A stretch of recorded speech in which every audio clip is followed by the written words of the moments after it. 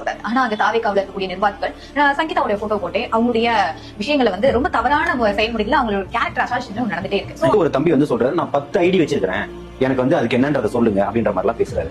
கோடிட்டு பேசுபவர்கள் தலைவர் தளபதியினுடைய தம்பிகளுக்கு தங்கைகளுக்கு அந்த மாதிரி எந்த ஒரு வேலையும் நோக்கமும் கிடையாது ஒருபோதும். புரியுதுங்களா? இதெல்லாம் தாவேக்கா நிர்வாகிகள் செய்யல, திமுக தான் இந்த விஷயங்கள் சத்தியமா திமுக தான் செய்யுது. புரியுதுங்களா? நான் என்ன கேக்குறேன்னா, எல்லாத்துக்கும் திமுக இதுக்கு பதில் சொல்லிட்டு கடந்துவாங்க. நான் ஒரு கேள்வி முன்வைக்கிறேன். ஒரு நீதிமன்றத்துல ஒரு நீதிபதியினுடைய டேபிள்ல இருக்கக்கூடிய பேப்பரை தாவேக்கார தம்பி போய் எடுத்து போட்டான்னு சொல்லுங்க. யார் ரிலீஸ் பண்ணா நமக்கு இப்போ வரைக்கும் தெரியாது. ஏன் ரதிக்கு இதை சொல்ல தெரிஞ்ச ரதிக்கு அதையும் சொல்ல தெரியலன்னு கேட்கிறேன். ஒரு நீதிபதியினுடைய நீதிமன்றத்துல இருக்கக்கூடிய ஒரு கோப்பு, ஒரு நீதிபதியினுடைய முன்னாடி இருக்கக்கூடிய ஒரு கோப்பு எப்படி பொது வெளிக்கு வந்தது? மீடியா ரொம்ப ஸ்பீடா ஒர்க் பண்றாங்க. எப்படிங்க?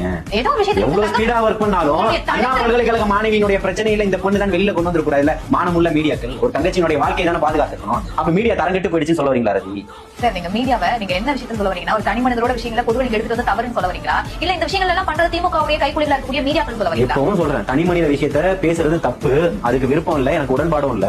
அதே போல ஒரு தனி மனிதனுடைய பிரச்சனையை வந்து பெருசா கொண்டு வந்து எடுத்து விளம்பரம் தேடாதீங்க மீடியாக்கள் சொல்றேன். அதுக்காக தான் வந்து கட்சியோட தலைமை வந்து எந்த ஸ்போக் பர்சன்ஸ் வந்து எந்த மீடியாக்களையும் தொலைக்காட்சிகளிலும் நேரடியிலும் பங்கேற்க வேணாம் அப்படின்னு சொல்ல வராங்க. நீங்க எதையோ ஒரு விஷயத்துக்காக எதையோ ஒரு விஷயத்தை வந்து அது நீங்க பேசுறீங்க. தனியார் நிகழ்ச்சி ஒண்ணு நடக்குது, அது வந்து எல்லாரும் எல்லா இடத்தையும் பேசிட்டு தான் இருக்காங்க. யாரு பேசல? தம்பி மணி பேசலையா? சகோதரர் ராஜ்மோகன் பேசலையா? நான் பேசலையா? முஸ்தபா பேசலையா? ராவுத்தர் பேசலையா?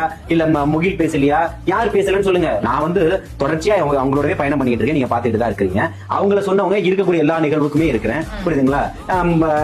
அவங்களுக்கு போட்ட தடை ஏன் எனக்கு போடல? போட்டுக்கணும்ல. அதெல்லாம் சும்மா ஏதோ ஒருத்தர் யாரோ ஒருத்தர் ஏதோ சொல்லிட்டாருன்றதுக்காக தலைமையினுடைய கருத்தாலாம் எடுத்துக்க முடியாது.